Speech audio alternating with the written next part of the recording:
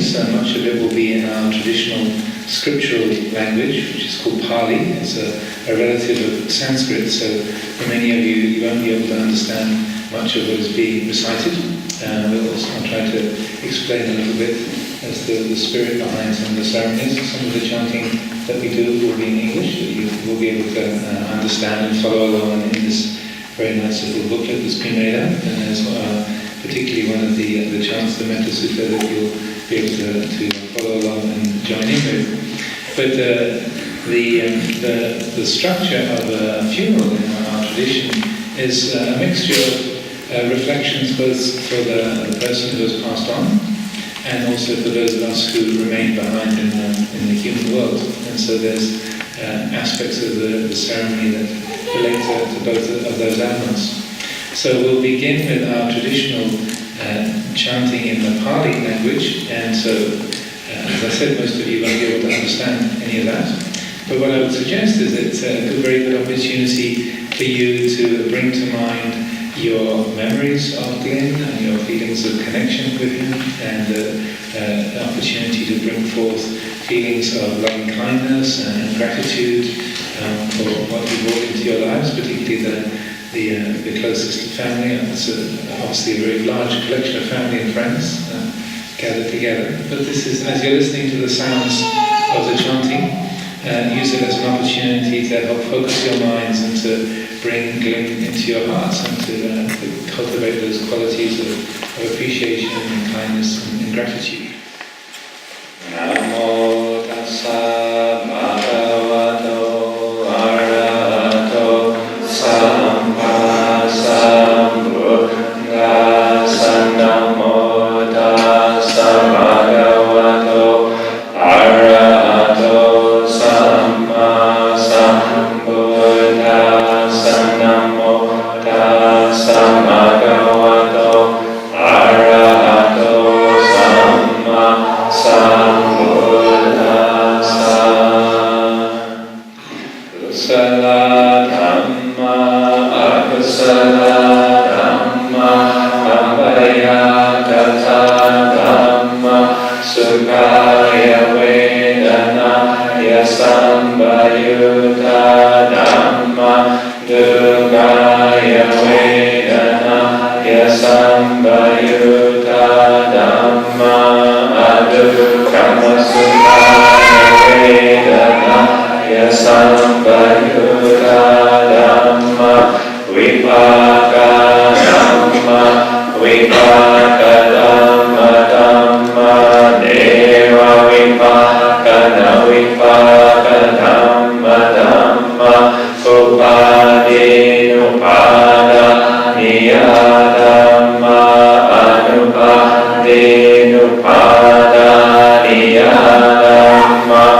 anupadinuppada niya dhamma sankilita sankilesika dhamma asankilita sankilesika dhamma asankilita sankilesika dhamma savita kasavichara dhamma avita kavicharamata dhamma avita kavichara dhamma vidisahagata dhamma sukhasahagata dhamma upekha sahagata dhamma dasanena pahata dhamma pavanaya pahata dhamma devadasanena pavanaya pahata dhamma dasanena pahata pahetuka dhamma pavanaya pahata pahetuka dhamma devadasanena pavanaya pahata pahetuka dhamma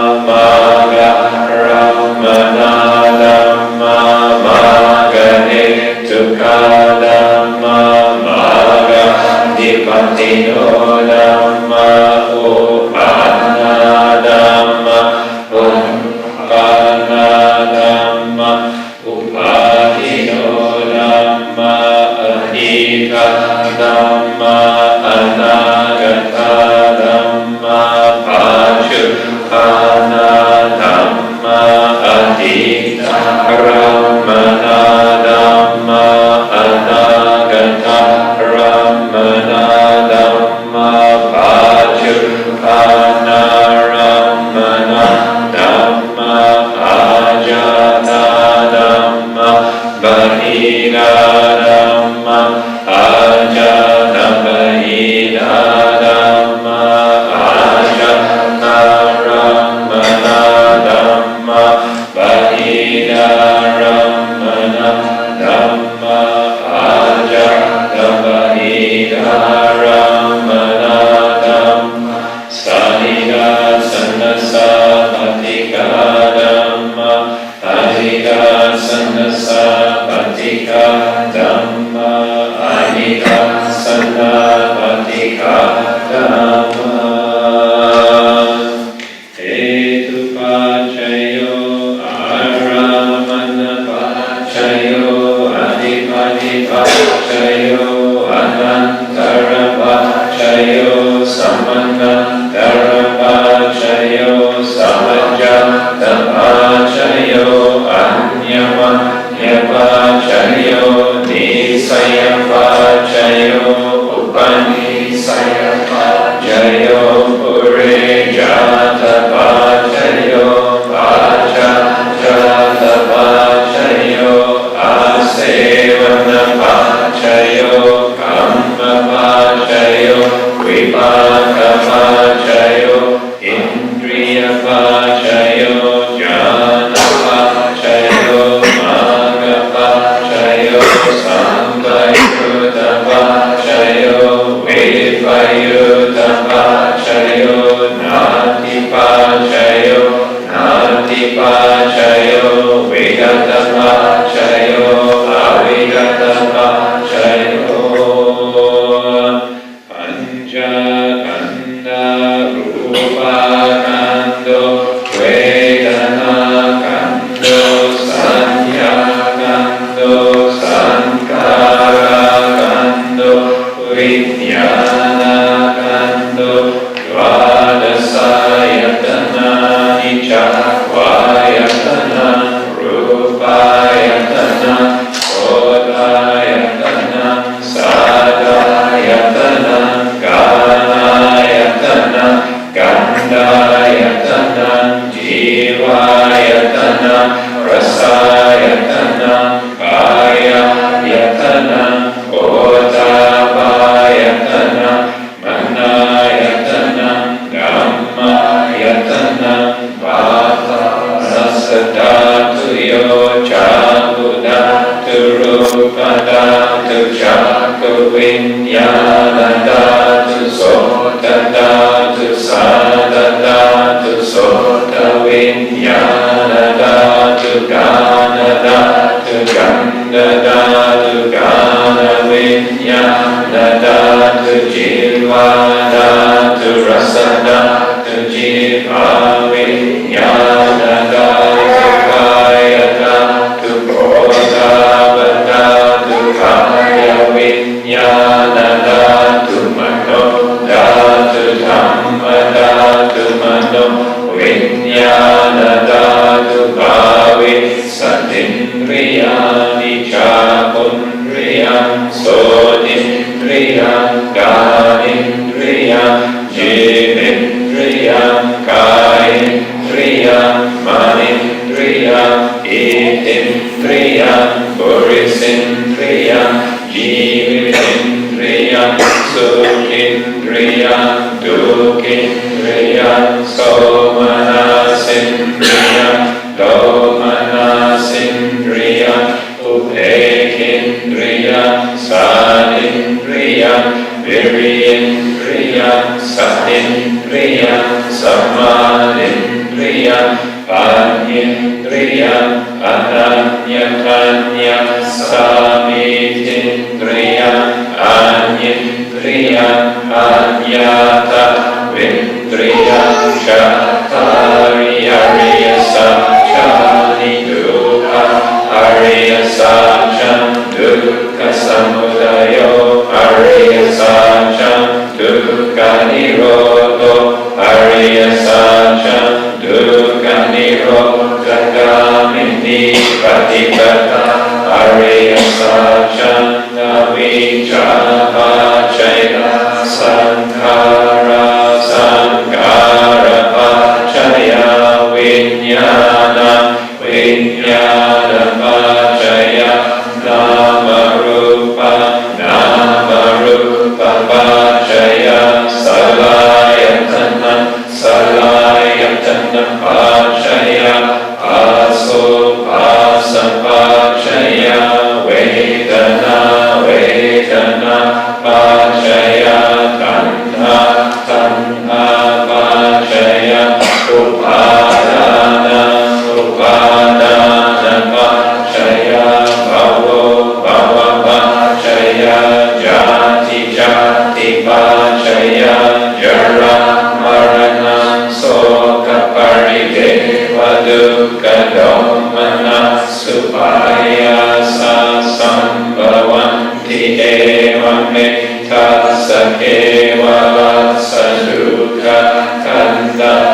samudayo oti avijjaya taveva ase saviraga nirodho sankhara nirodho sankhara nirodha vinyana nirodho vinyana nirodha namarupa nirodho namarupa nirodha salayatana nirodho salayatana nirodha pasa nirodho pasa nirodha vedana nirodho vedana nirodha tanha nirodho tanha nirodha upadana nirodho upadana nirodha bhava nirodho bhava nirodha jati nirodho jati nirodha jara marana soka parideva dukkha domana supayasa nirujanti eva mekasa kevala sadukkha kandasa nirodho hoti. In this chanting that we were doing, there are many different aspects to what we were reciting. But one of the chief characteristics of the Buddhist tradition, Buddhist teaching, is that it endeavors to give us practical advice on how to live. And when somebody passes away, then of course that's a big shock to the system. There's a lot of sadness and grief involved in someone's passing away. But one of the effects of someone passing away who's close to us is that it causes us to look more closely at our own life, to consider what am I doing with my days, how do I spend my time, what are my priorities if I was to be me next week or me tomorrow, what will my mind be dwelling on, how have I been using my time. And so this is one of the, say, it's a positive aspect of someone's passing, is that it helps us to wake up, to look a bit closer at our own life and what our priorities are, what the things are important to us, what we put our time and effort and energy into. One of the aspects of the chanting we were reciting is a collection of teachings called Dependent Origination. And it talks about how we create struggles and difficulty in our life.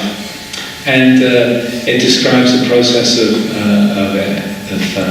the senses, how we see, hear, smell, taste and touch, how we feel things. And in that process, what the Buddha's teaching points to is that there's a certain point after we've seen something or heard something or tasted something, thought something, then we have a feeling, a pleasant feeling that we're attracted to, that we are drawn to something that's beautiful or delicious or interesting. Or something is painful and we're repelled by it, something's upsetting and hurtful and uncomfortable, and so we pull away.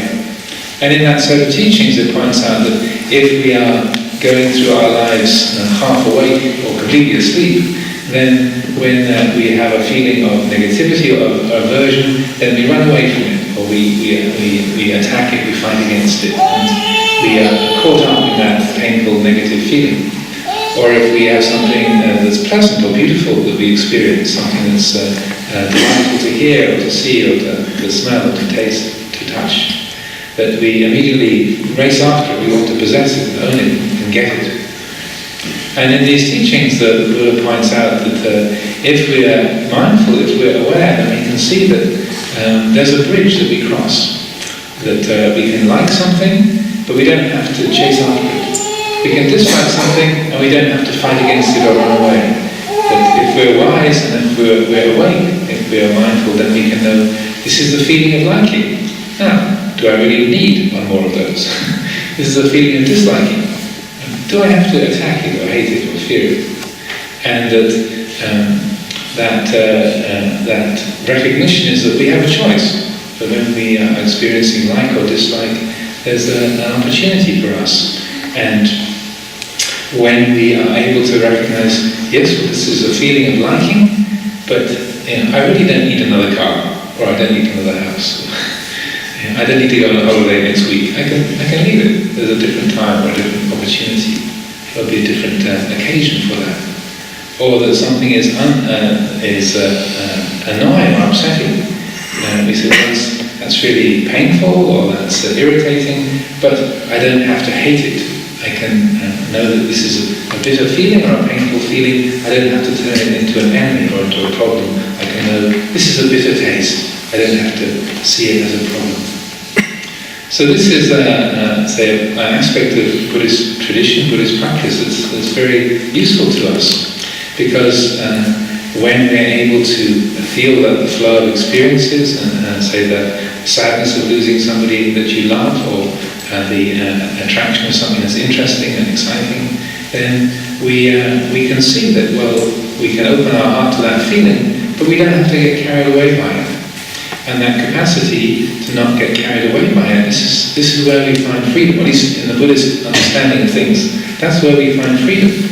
So we're not, through meditation, we're not trying to just stop feeling and shut off our senses. We're not trying to have no emotion at all, but rather to be able to recognize, well, that's really the most awful thing. I really didn't want that to happen. This is an extremely bitter taste. Okay, this is what bitterness tastes like. Okay. Oh, this is absolutely delicious. This is the thing, exactly the thing I wanted. This is great. Do I have to get drunk on it? Do I have to get carried away by it? No, I can enjoy. This is a really sweet taste. My team won. We finalised the contract. We made a big profit. My daughter married the perfect bloke. Well, I haven't been children, but I'm just using my imagination. We get the thing that we want, and no, that's a really sweet taste. This is delicious. This is a beautiful taste. This is life at its most sweet. Fine. I don't have to suppress that or be afraid of it. I can simply know that, enjoy it, and then we are then known we're not trapped or imprisoned or burdened, either by the things that we like or the things that we dislike. So there's a great freedom that comes in that. One of the chants that we will do later on today, at the end of the ceremony, says, Anicca sankara, all things in nature are impermanent, they're in a state of change. They arise and then they pass away. Having integrated, then they disintegrate.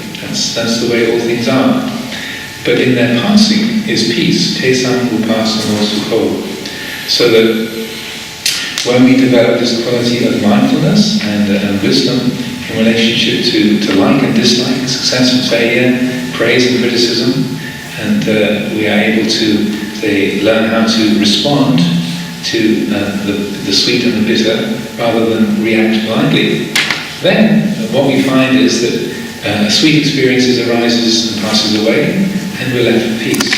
And a bitter experience arises and passes away, and we're still left with peace. Te-san upasamo sukho. When they pass away, what remains is peace. And so, as we apply these kinds of attitude in life, then we're much more able to be with all of the ups and downs that we all experience. Whether you're a layperson, whether you're a monastic, whether you're a Buddhist, or you have no particular religious faith or commitment, but we're all human beings. We're all in the same boat. We have the same kinds of minds, the same kinds of feelings. But I would suggest that if we develop this quality of mindful awareness and learn to relate to those ups and downs with that kind of an attitude, then we find the great freedom and the peacefulness which is our potential as human beings. So those are just a few reflections for people to consider. One of the aspects of Buddhist teachings, we don't proclaim things as being the absolute truth, saying, you should believe me because I said it. I've got the big red cushion in the middle. But rather, things are offered for people's consideration. Here's some thoughts, some perspectives on things, please take that and consider it. And if you find it to be true and useful, then great, take it and use it. If you find it to be useless or wrong, then please just leave it aside. That's always the spirit in which Buddhist reflections are offered. When I first met Glynn in the early 1970s, I'd never met anyone quite like him. Where there were problems, he only saw opportunities. He was extremely bright. He had enormous levels of energy, and he never took no for an answer. And in the fashion industry, he was extraordinarily talented. And he had been running a knitwear factory near Nottingham.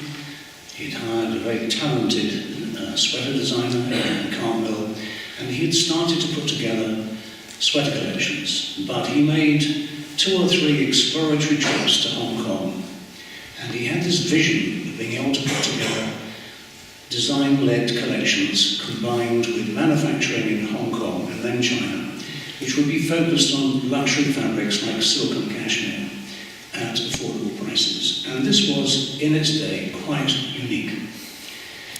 And it formed the basis of the company that Glynn, Trevor and myself formed, Fenn and Manson. Working with Glynn was quite an extraordinary experience. It was an adventure. Every day was a challenge. Of course there were ups and downs in our working relationship and our friendship, but it was always special. And Glynn was great company and great fun. Stephen said to me the other day that Glynn was brave, and it's true, he was brave in business, but he was also brave in his personal life. He and Cindy went to Burma 21 years ago and adopted 2 babies, Anicca and Peter. And then Glynn was diagnosed with brain cancer 18 years ago, shortly after his son James had died of the same disease. And Glynn was determined to fight it every step of the way and to lead as normal a life as he possibly could, which he did until the very end. And Cindy looked after him wonderfully. And because of her nurturing, he was able to spend even the last days at home with his wife and his children and had something to look forward to. Last weekend, Cindy and I were going through some of Glynn's memorabilia, photographs, letters, and I came across a birthday card which I had sent to Glynn on his 50th birthday, and there was a few lines in here which really resonated for me. And I said, "Thank you for Fenn and Manson. Without you, the company would not exist. It was your talent, energy and vision in the beginning and for the following 10 years that made the success possible." Well, Glynn, you always said that we had been brothers in an earlier life and that we would meet up in the next. And I sincerely hope that's the case, because I will miss you in this one.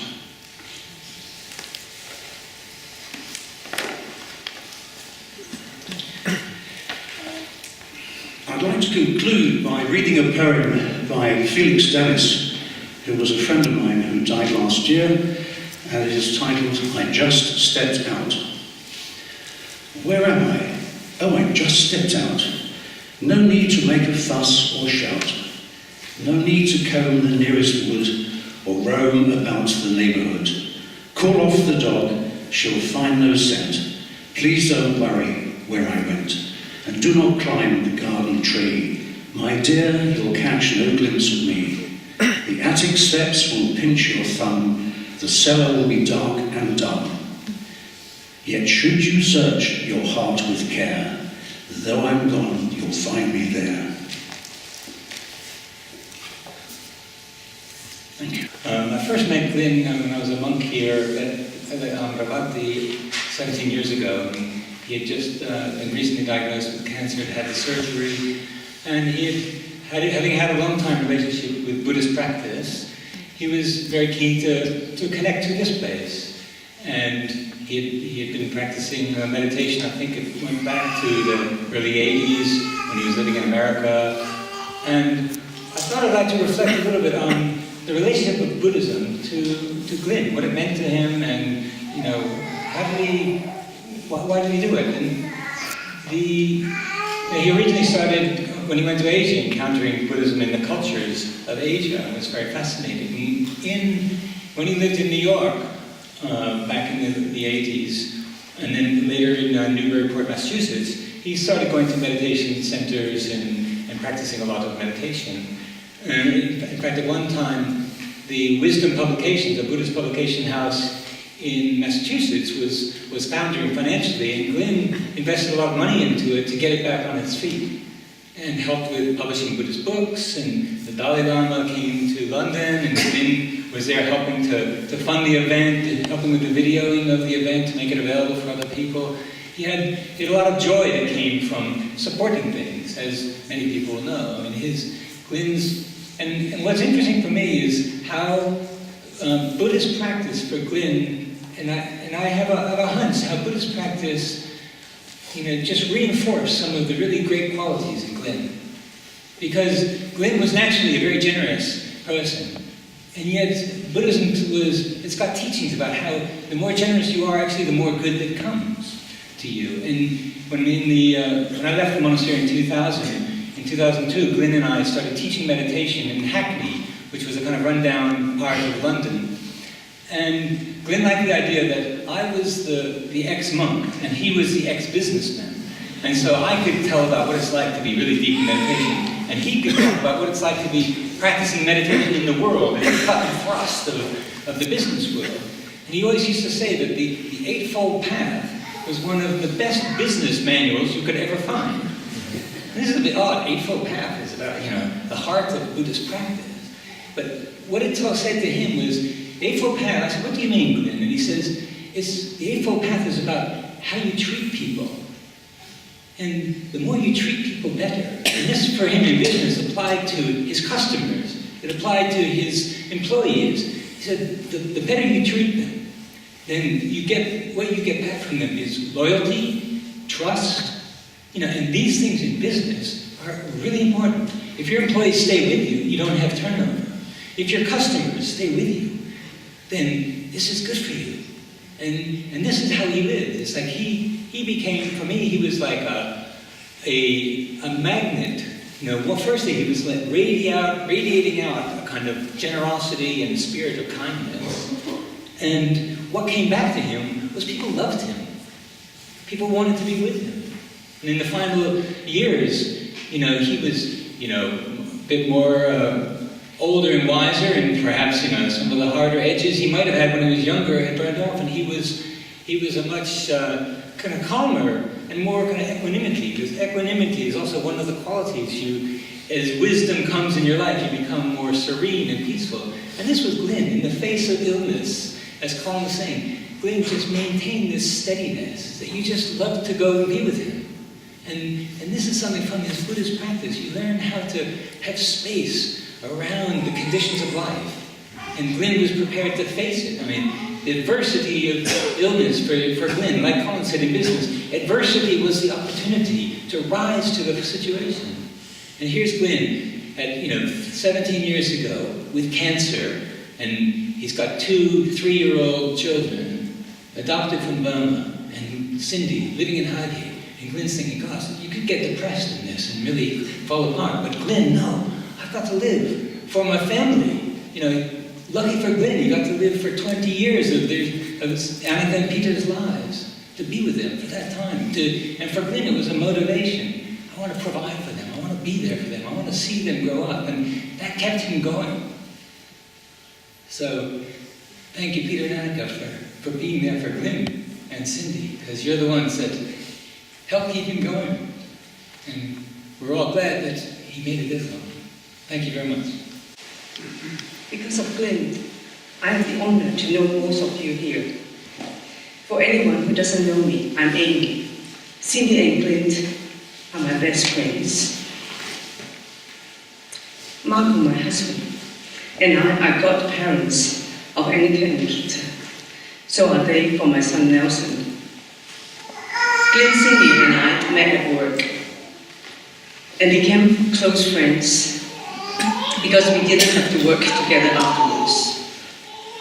The philosopher Aristotle once said, "No great mind has ever existed without a touch of madness." Glynn was so full of innovative ideas and unconventional by any means, which made working with him very challenging and keeping up with his visions almost impossible. This legend has been a successful sweater manufacturer, laundry maker, high-end perfumer, wedding gown maker, property developer, and bookseller. The list could go on. To seriously compile his career achievements would not be an easy task. I always say he experienced such an enriched lifetime, which was more than a dozen men put together. He indeed deserves our every enviable respect and reputation. Glynn worked very hard, but he played even harder. I remember before he moved back to London, we used to play mahjong non-stop for days and nights. He even dozed off at the table. He hiked with our dogs. We hiked with our dogs for hours in the beautiful countryside of Hong Kong, almost every weekend. All my family's and friends' gatherings became his, and likewise. I don't recall when we started traveling together, but I unmistakably remember my honeymoon to Mauritius became a honeymoon of 4. We flew to San Francisco for the wedding of his son James, and we were virtually spending every holiday together, from before the children to with the children. My life, from work to retirement, from marriage to parenthood, from youth to today, is full of his footprints.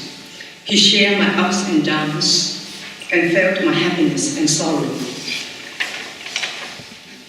I was most miserable and doubtful when sending Nelson to boarding school here about 8 years ago. Glynn comforted me once again and ensured me his support. He took Nelson under his wings. When he could still drive during school breaks, he drove between London and Guildford to pick up Nelson. When he couldn't drive anymore, he insisted joining the journeys with Cindy so as to have more time with his godson in the car. Even when he was walking with his clutch, he went to the supermarket himself to choose the right brand of bottled water to be posed to Nelson. This cool, big guy did not only have a great mind, but also a gigantic heart. Though he did not understand our chit-chat in Cantonese, he remained good company. Though our English is bad, he listened patiently. Things that I didn't understand, he explained. When I forgot, he repeated with no complaints. Tortured by the disease close to 2 decades, he made no grounds. Though eventually he lost mobility, he continued to be a cheerful and caring gentleman. While the world is a better place because of Glynn, his beautiful, intelligent, and capable wife, complete and refined his. I dare say Cindy's support and devotion embarrass us all. She demonstrates what love really means, how indefinitely it can be extended and expressed. They were and are the most amazing pair. Glynn, the great husband, adorable father, and dear friend, should know he made his family proud and his friends privileged. He left behind a loving family and friends who miss him very dearly. Tears will dry up. Time will ease the pain, but the beautiful memories of this interesting being remain vivid at heart.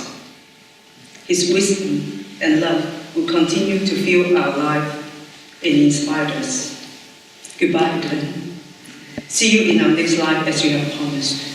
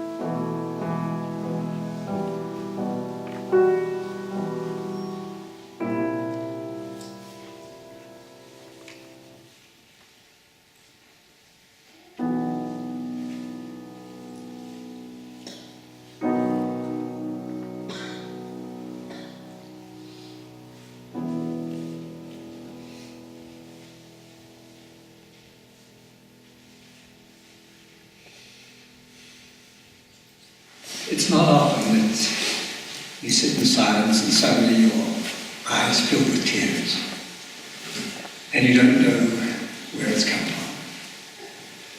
But it's a special feeling. I was fortunate enough to marry Glynn's younger sister. So I am his brother-in-law, his employee at some point, a co-investor, a joint owner of some property which we shared and enjoyed, and at times a sounding board. And I will say one of Glynn's great strengths is that he used people intellectually. He was everlastingly curious. And he would have an idea and he'd run it past you. And he'd run it past you backwards just to see whether you really understood what he was talking about.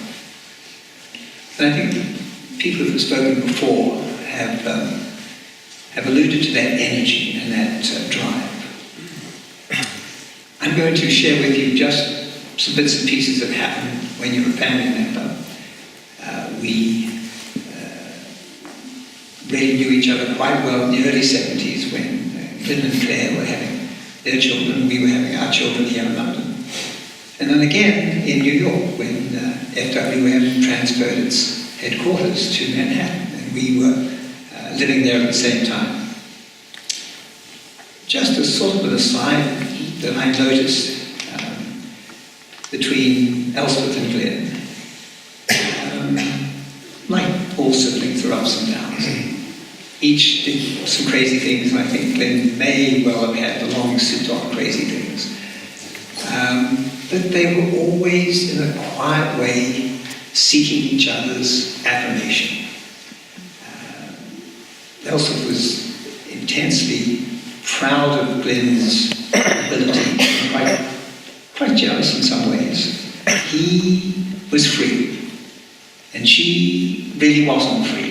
But she was incredibly creative and did wonderful things herself.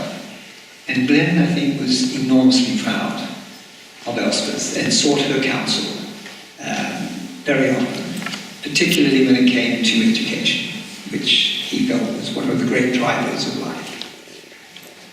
So we come back and say, what made Glynn tick, or what made him run? And I'm really giving you nothing terribly original. I don't pretend to know all the answers, but I can give you the thoughts that came back from Glynn quite often after several more whiskies late at night. But I would say the driving forces were his real lack of success at school. He went to Bryanston, which is a very fine school. He was severely dyslexic, and they considered that he was lazy. And as we all know, that is certainly not a term we would use with him. And in the back of his mind, he probably felt, and he did, not probably, he felt that they had it really wrong, and that he was actually a good deal smarter than just about all the mouses that were putting him down. And so it was a drive to prove that he was so.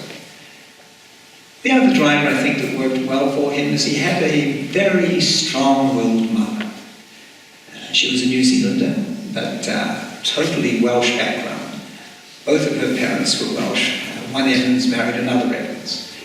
And she would hold him up to examination on many things that he did.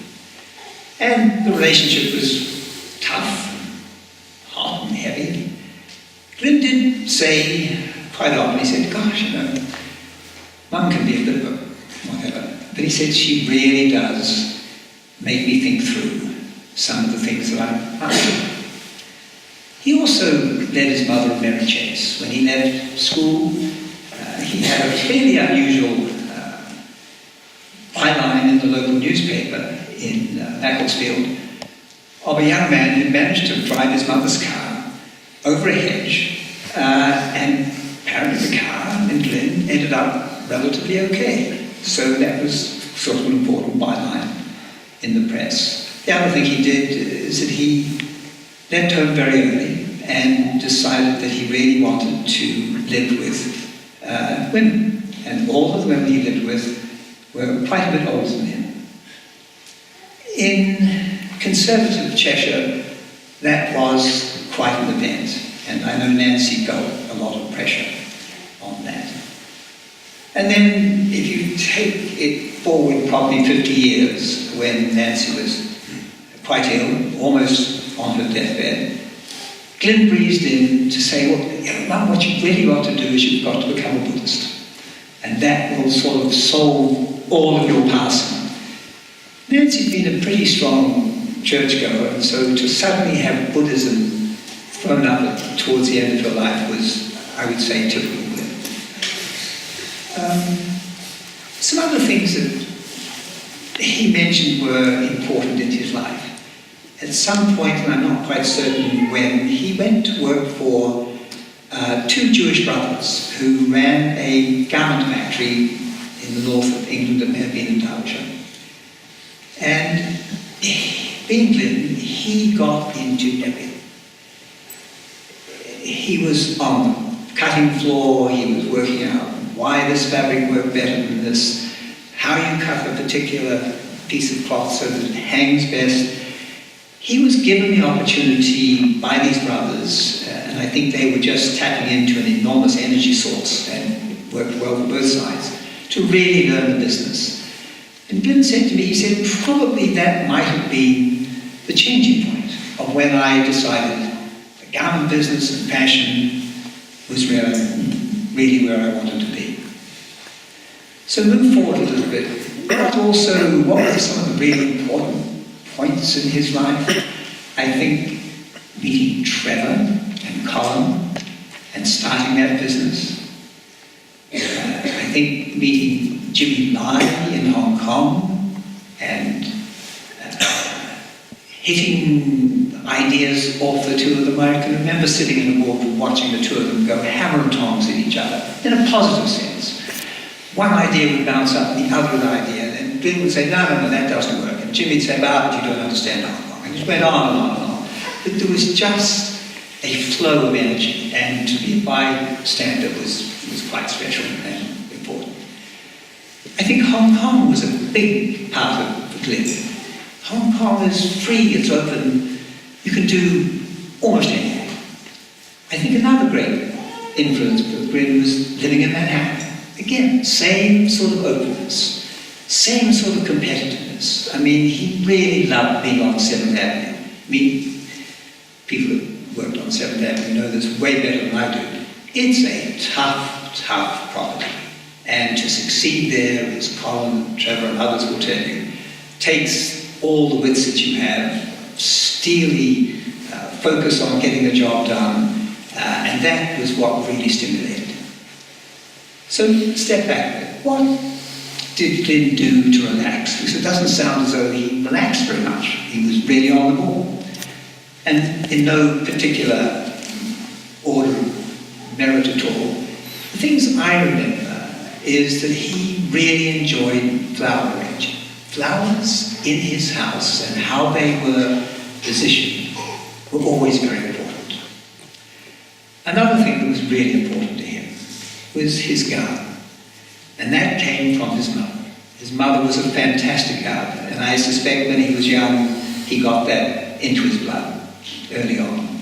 And his gardens were always special, always worked to the last sort of degree, and very much a sort of a Japanese influence in them, and almost inevitably a pool with koi in them.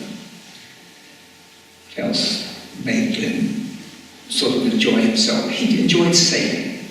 He had a fantastic boat built in sailing boat built in Taiwan, which he kept in Hong Kong, and all of our family had been out in it. And thank goodness he always took a very experienced boat boy with him, because we got into some pretty heavy seas in the South China Sea. And even Glynn would put on a life jacket, and that was saying something. But that was a release for him. He really loved that. The other thing that he enjoyed was getting up really early, or as Glynn would put it, getting up at sparrow spout. And when we sort of co-lived in Sag Harbor for a while, we'd walk down to the local delicatessen, which opened at 7. Inevitably sunny, thank goodness. And we'd buy bagels and coffee, and then just sit on the bench and look at the port. They had really, Sag Harbor has one of the best sailing ports on the east end of Long Island. And he would just enjoy watching the boats bounce up and down, see the sunlight in the sea and bounce back at him. That was definitely a way of him relaxing and just enjoying things. The other way he relaxed, which is a bit different, is that he would always enjoy strategizing, talking about things. Why wouldn't this work? Or what do you think about that? Or some business idea that he'd like to just bounce off you. So even that intellectual energy was a relaxation for him. So he's a very unusual person. And I think what we perhaps don't realize, although Colin and others have alluded to them, his family was, he had a number of difficult things to deal with. His elder sister died when Glynn would probably been maybe 9 or 10.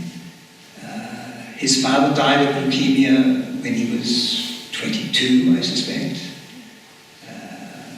His sister died when she was 56, and after he had his tumor diagnosed, James unfortunately went the same way. And his mother died at the relatively young age of 76, again from a tumor. So all of these things he had to absorb. I think, as Amy said, he decided to hell with it. I'm going to be around. Having this background of people that just had passed, had gone, he decided he was not going to go that way. And here we are, 18 or so years later, and he has finally passed. But again, back to you, Amy, he picked and fought and enjoyed life and pushed and shoved and made the most of it. And that really is the character that I love and remember. Good and bad, and there were certainly some bads. And he was fun.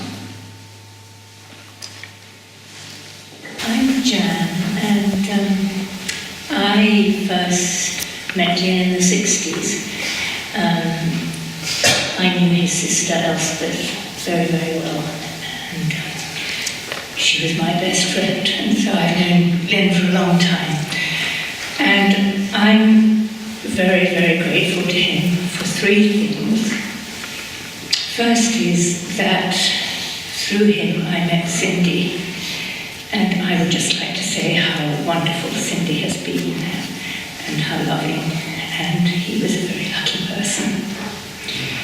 The second reason I'm very grateful to him is I came with him to Amaravati once or twice in the last 20 years. He knew I'd been going to another Buddhist monastery, and he wanted me to come here because it's such a beautiful place and it meant so much to him. And I loved coming here, and I'm very, very grateful and glad to be back here today. And the third reason I'm so grateful to him today is that, as Ajahn Amaro said, when people die and we have services to remember them, we not only remember them, but it makes us think about ourselves and the lives we lead and the lives that they led. And I'd just like to read you a poem which I think in some strange way really does sum Glynn up, because he was this very, very successful person who had lots of everything, but yet actually it didn't really matter. So I thought it would be, and a lot of you may know this poem, Ready or Not, Someday It Will All Come to an End, because it made me think again today about really why we're all here. Ready or not, someday it will all come to an end. There will be no more sunrises, no minutes, hours or days. All the things you collected, whether treasured or forgotten, will pass to someone else. Your wealth, fame and temporal power will shrivel to irrelevance. It will not matter what you owned or what you were owed. Your grudges, resentments, frustrations and jealousies will finally disappear. So too your hopes, ambitions, plans and your to-do lists. The wins and losses that once seemed so important will fade away. It won't matter where you came from or what side of the tracks you lived on at the end. It won't matter whether you were beautiful or brilliant. Even your gender and skin colour will be irrelevant. So what will matter? How will the value of your days be measured? What will matter is not what you bought, but what you built. Not what you got, but what you gave. What will matter is not your success, but your significance. What will matter is not what you learned, but what you taught. What will matter is every act of integrity, compassion, courage, or sacrifice that enriched, empowered, or encouraged others to emulate your example. What will matter is not your competence, but your character. What will matter is not how many people you knew, but how many will feel a lasting loss when you're gone. What will matter is not your memories, but the memories that live in those who loved you. What will matter is how long you will be remembered, by whom and for what. Living a life that matters doesn't happen by accident. It's not a matter of circumstance, but of choice. Choose to live a life that matters. Thank you.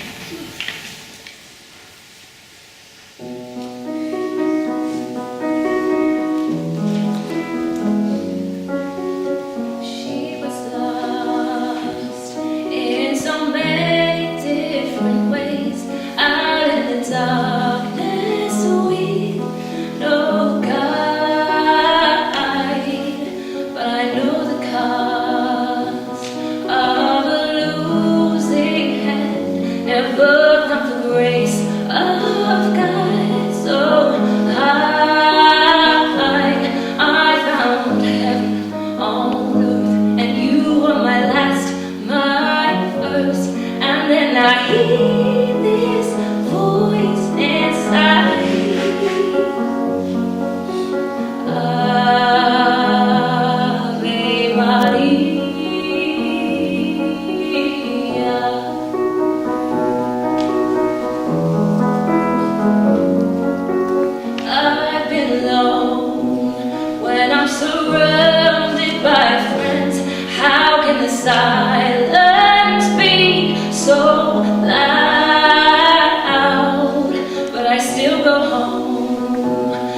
knowing that I've got you.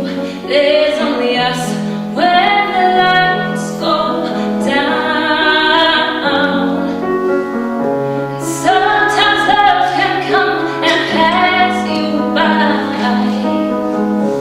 while you're busy making plans, and suddenly hits you and then you realize it's out of your hands. Oh baby, you've got to understand, you are my heaven on earth, and you are my last, my first. And then I hear this voice inside.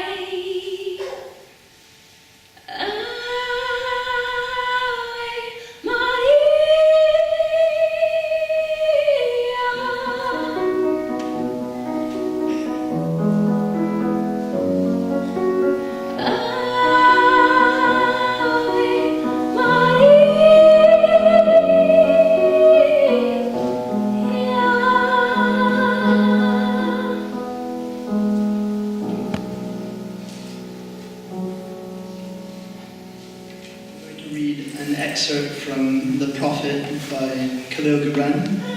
This book was given to my father and then son James while he was in hospice by one of the nurses, and I really enjoyed it.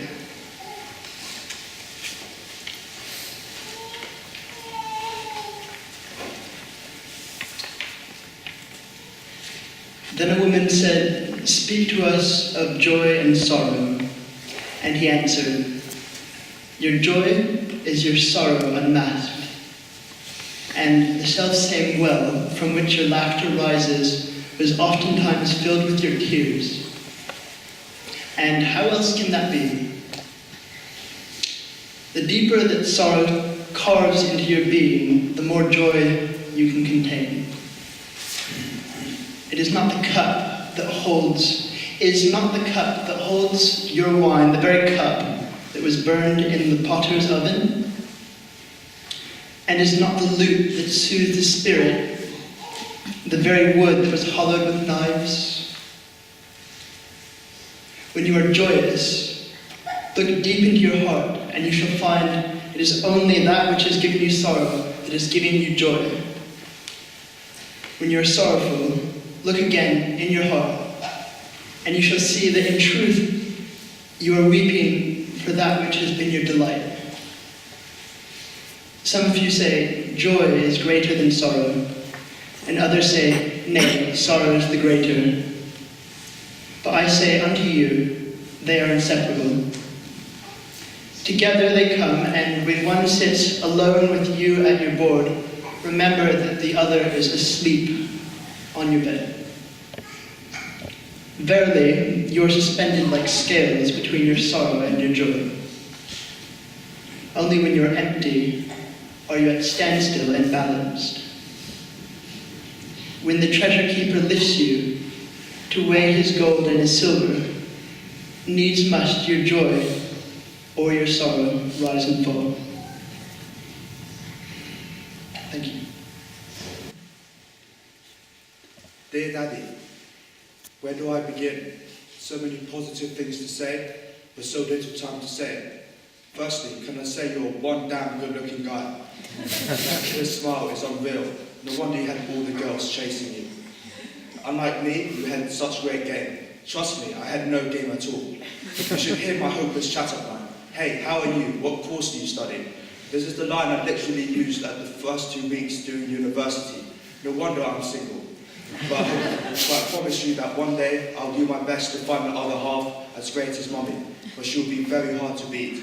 You've made her the happiest woman alive. Secondly, I'm guessing you've heard that I've put my body to use after many years of training.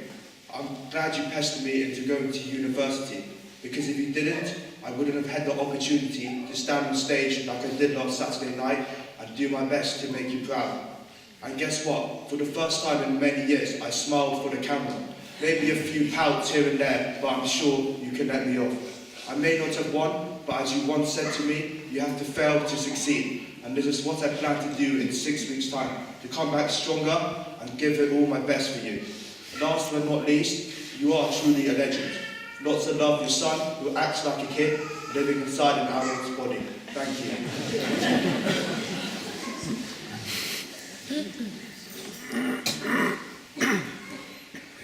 Peter Levine is a very dear family friend and played a very important role in our adoption. Without his involvement, Peter and I would not be standing here today. I was trying to write something about Dad, but felt this email from Peter gives a true insight into Dad's love for us in words I couldn't come up with.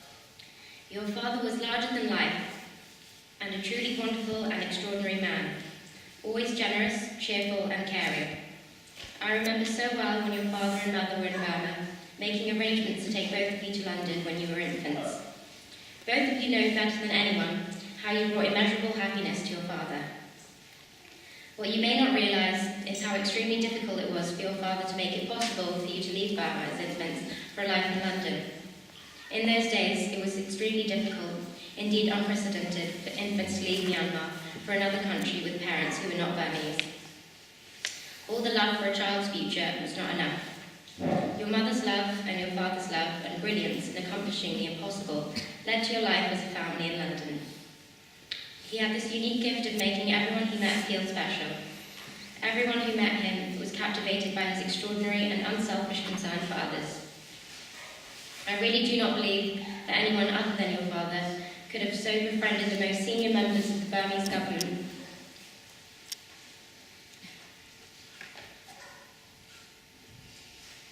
to take the unprecedented step of giving permission for both of you to leave Burma. Your father and mother would have moved to Rangoon had they not been able to leave Burma with both of you.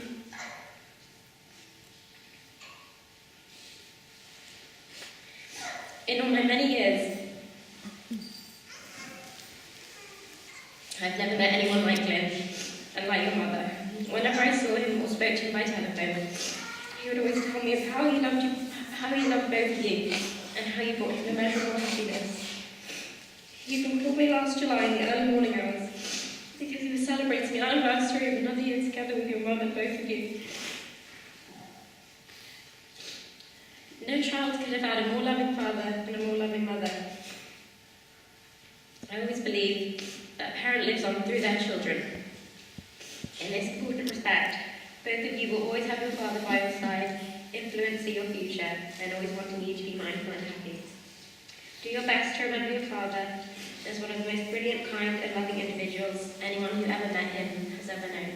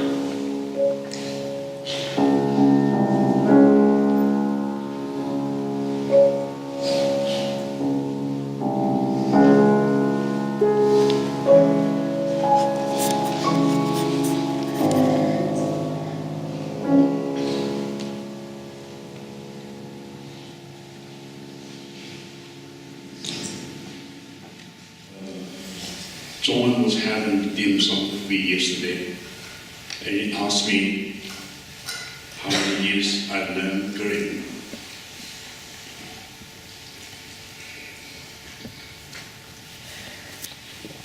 "39 years.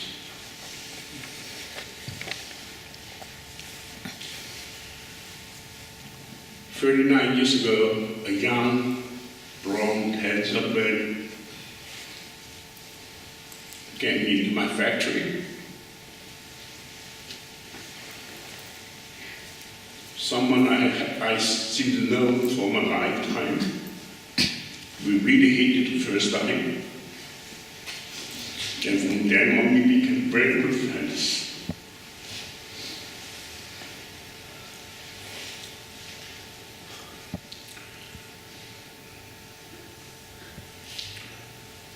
The next day I turned up the 2 samples he gave me and took it to the room he stayed in the Regents. He was not very impressed with the sample, but very impressed with the time, how quickly I turned up the samples.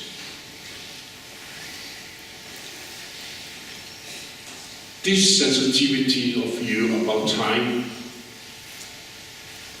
eventually in a few years inspire us to create speed sourcing. That means we have a system that we can reduce the production lead time from 3 months to 2 weeks. And when the store sells well, we can continue to supply to sell more. And that's the trick. That was called speed sourcing. The inspirational dream that eventually we achieved the system. And friend like Manson and myself, as a manufacturer, made some money. I grew bigger. And later on, one day, Glynn asked me, why can't we make something that doesn't need coater? Why do we fuck the coater? And we did. And we create a miracle yarn which was not under the coater control, that we could ship a lot of goods to the United States. Then again, when I mentioned and myself made some money.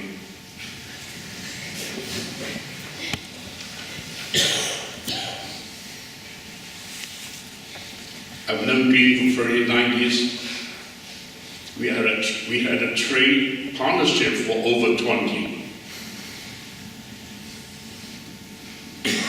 That was 20 of great inspirations. Glynn has always been an inspiration in my business life because he's such a brilliant man.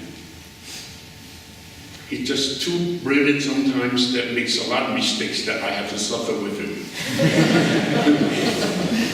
Because he's also convincing, even his rugby idea. The rugby idea is, you can sound brilliant.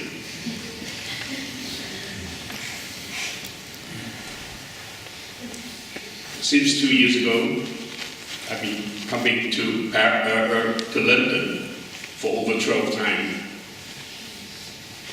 Each time, I spend time with Glynn, Cindy, and I see how he struggled with his cancer. This is a Glynn, a new discovery for me. A Glynn who has such a love for life. He never gave up. He's so optimistic. 4 months ago, when all of a sudden he was better, Before he was, he wouldn't be able to even stand up a bit. He was able to stand up better, more alert. And then we had dim sum in the China, Royal China. And then when I saw him in the car, he talked to me and said, "Jimmy, I'm going to walk again." I look at him and I swear I believe him. I'm a Catholic. I believe in miracles. But looking back,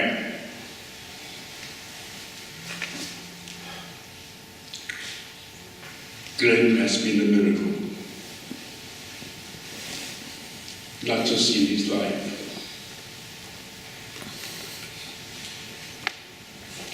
In my life too.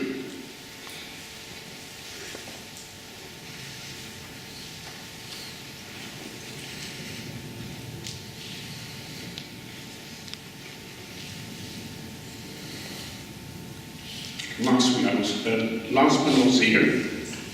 I was in his house. Okay, Anicca was there. Cindy was there, and Abbot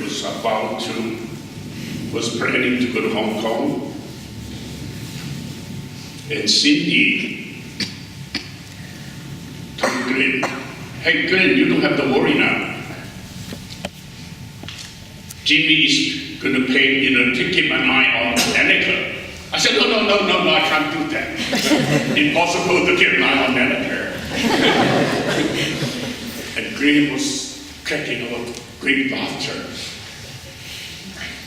He couldn't speak that night, but he had a great laughter.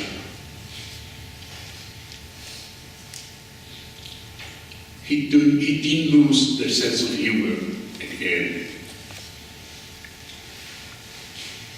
Because at the end, he still believed in hope.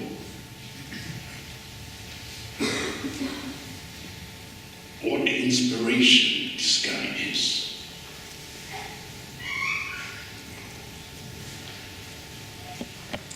Glynn, I miss you. I'm Chloe. I'm Glynn's niece, his sister Elspeth Sladden's daughter. Glynn is responsible for one of the highlights of my childhood. I was 13 years old and Glynn wanted to celebrate my birthday. A little context, I wasn't the typical sophisticated New Yorker, thanks to Elspeth and Michael's careful parenting and their habit of whisking us away into the middle of nowhere in upstate New York every weekend. I was 13, going on 12. I was diligent and studious and probably a bit too serious. I'll never forget the look on my middle school teacher's face when I told her I was reading The 1 Minute Manager on my father's recommendation. Subtitle, Increase Productivity, Profits, and Your Own Prosperity. Glynn knew all of this, and he knew what his role was. He showed up that evening with an XYZ town car, and I knew it was not going to be a typical Sladden night. First, he took me to Bergdorf Goodman's, that temple to luxury and fine taste, and he charmed the intimidating sales ladies who were not used to clothing a child, and orchestrated a parade of outlandish clothes through the fitting room. We finally settled on a pair of black velvet harem pants with exotic frog button closures at the ankles. Wearing my new pants and a newly found confidence, we went next to the Russian tea room. I was given my own glass of champagne, and I was taught the finer points of how to enjoy caviar. Then in a stroke of genius, the town car pulled up in front of a brightly lit, garishly colored tent. We were at the Big Apple Circus. Popcorn and elephants and velvet and caviar. Glynn wanted to show me how to have fun, of course, and to give me a taste of outlandish luxury as only your fashionista uncle can. But mostly he showed me how he could bend the world to his vision. orchestrating experiences around us, picking out the perfect part of each until he had the reality he wanted. He seemed to be saying, create the life you want to lead, make your own path, and make it slightly outrageous. Glynn created many other important life experiences for me. He gave me my first real non-waitressing job the summer after my freshman year of college. He inspired in me an undying fear of sailing, but also instilled a love of very fast sports cars. He made it possible for me to pursue my anthropology master's field research in China. He gave me and my brother a deep love of design and of beauty. He showed me how to properly cut mango. He demonstrated the power and sometimes the peril of unrelenting forward movement in the face of doubt and failure and illness. He taught me to value creativity, especially when paired with street smarts. He made me eat my first and last chicken's foot. He gave me my very name. And of course, there's a classic Glynn story involving how that came about, involving a dyslexic interpretation of the Old Testament. Glynn was more of an uncle, more than an uncle. He was a force of nature.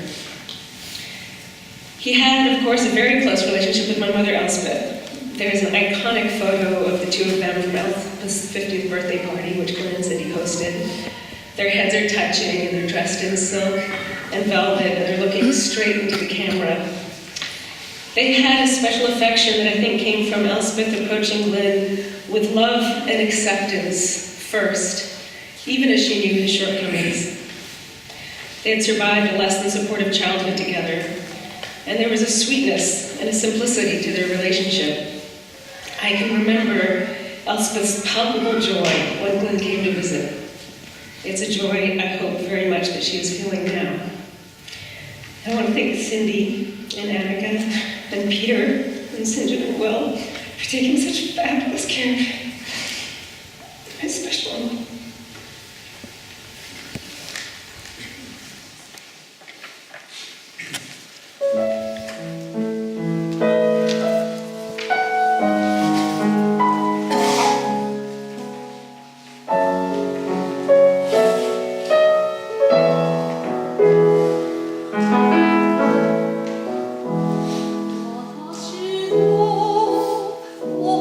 Oh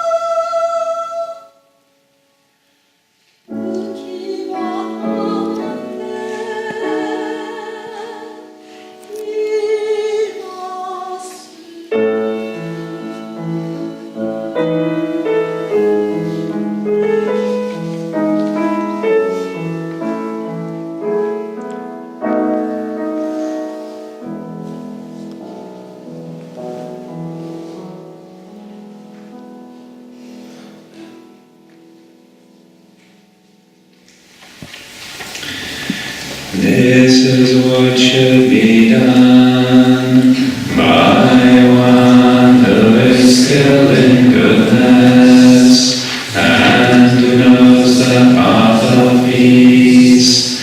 Let them be able and upright, straightforward and gentle in speech, humble and not conceited, contented and easily satisfied, and burdened with duties, and frugal in their ways, peaceful and calm, and wise and skillful, not proud and demanding in nature.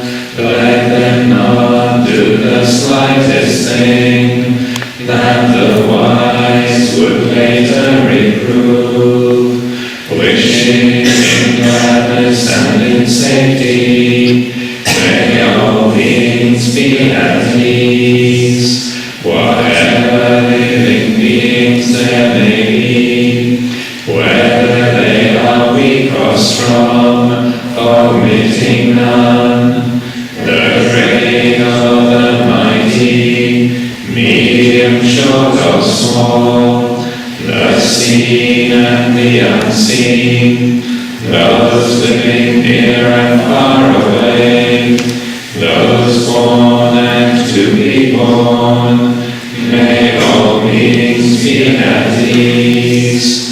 Let none deceive another, or despise any being in any state.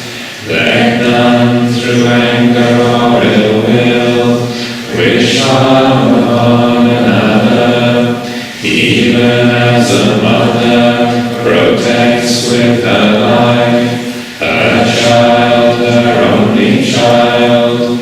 So in the boundless heart should one cherish all living beings, radiating kindness over the entire world, spreading upwards to the skies and downwards to the depths, outwards and unbounded, free from hatred and ill will, whether standing or walking, seated or lying down, free from drowsiness.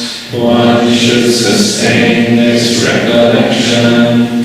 This is said to be the sublime abiding, by not holding to fixed views, the pure-hearted one, having clarity of vision, being free from all sense desires, is not born again into this world.